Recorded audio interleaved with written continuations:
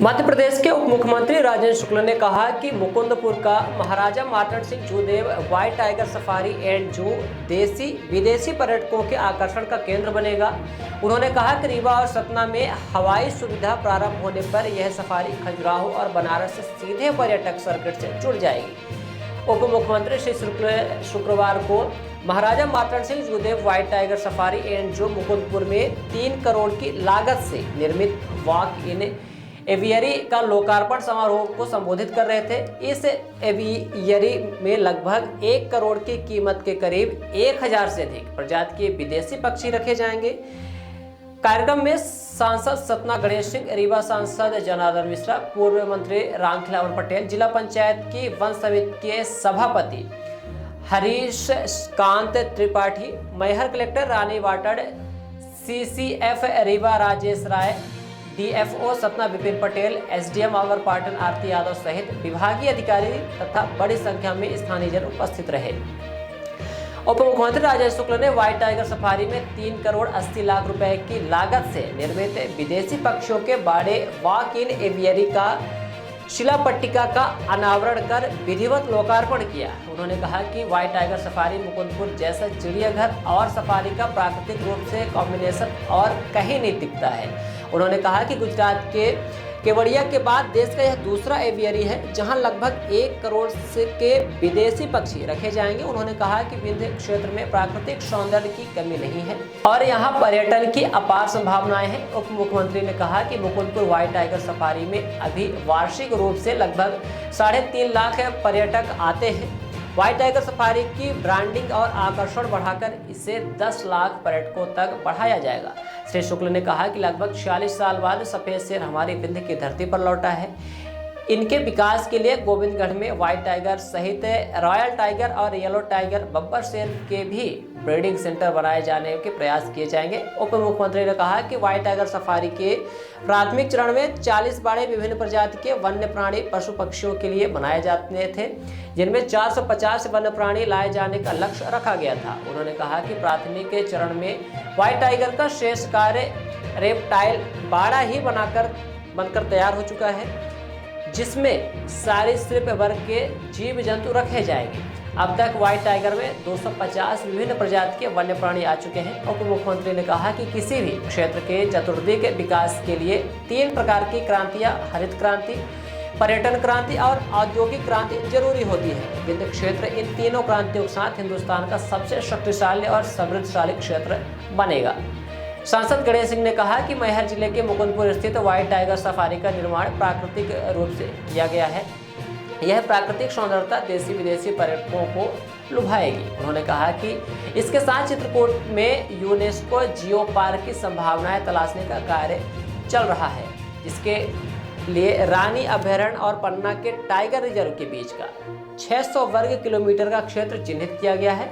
उन्होंने कहा कि सिंगरौली रीवा सतना से होकर भोपाल तक कॉरिडोर भी बन रहा है। इसके अलावा सतना और रीवा के दूरियां कम होने से दोनों के बीच एक मेट्रो सिटी बनने की कल्पना भी की गई है।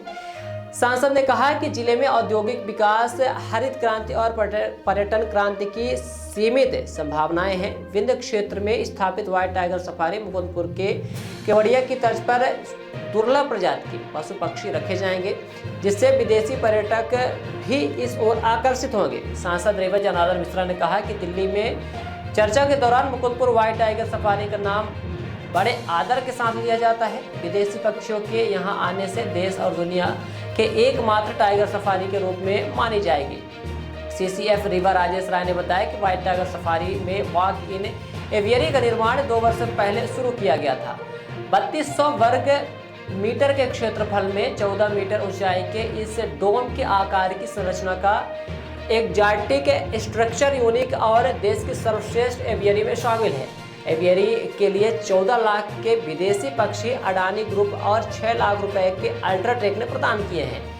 NTPC और NCL द्वारा लगभग 80 लाख रुपए के विदेशी पक्षी एवियरी के लिए दिए जाएंगे। उन्होंने बताया कि गत सप्ताह यहां 18 विदेशी पर्यटक ताइवान और थाईलैंड देश के आ चुके हैं, जिन्होंने व्हाइट टाइगर सफारी की मुक्त कंठ से प्रशंसा की है। उन्होंने कहा कि व्हाइट टाइगर सफारी की ब्रांडिंग के लिए ताज होटल ग्रुप और वाराणसी, प्रयागराज, खजुराहो की एयर कनेक्टिविटी के प्रयास किए जा रहे हैं। कार्यक्रम को पूर्व राज्य मंत्री राव खिलावन पटेल ने भी संबोधित किया।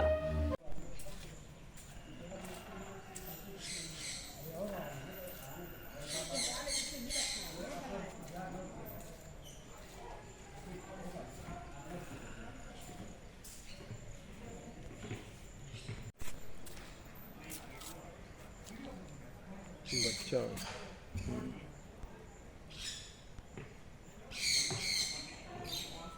बना लेंदा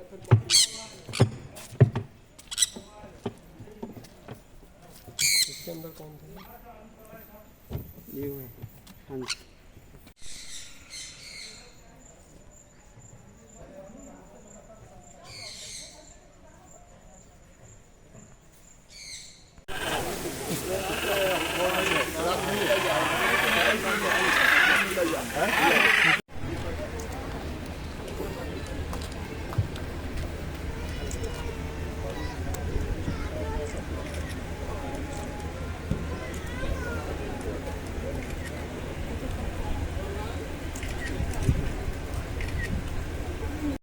भैया आगे आ जाओ, आगे आ जाओ कैमरा।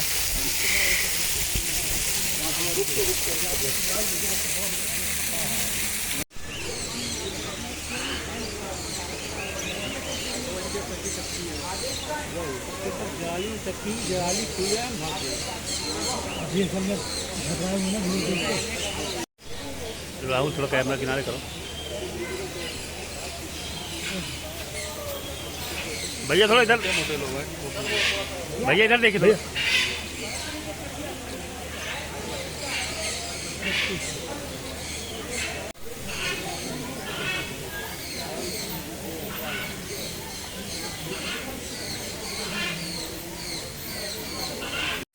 ये आज आपने उद्घाटन किया, क्या है इसकी खासियत? आज मुकुंदपुर वाइट टाइगर सफारी जू रेस्क्यू सेंटर जो हमारा बना है उसमें एक नई कड़ी जुड़ी है, नई उपलब्धि जुड़ी है।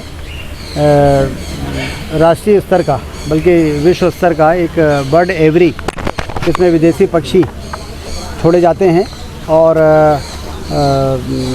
लोगों के आकर्षण का बहुत बड़ा केंद्र होता है।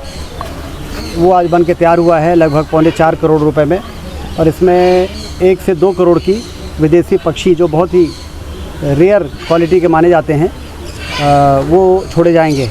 अभी हम लोगों ने करीब 25 लाख की चिड़िया छोड़ी है, 25 लाख रुपए की, और इससे आप अंदाज़ लगा सकते हैं कि ये पर्यटकों के लिए बहुत ही आकर्षण का केंद्र रहेगा।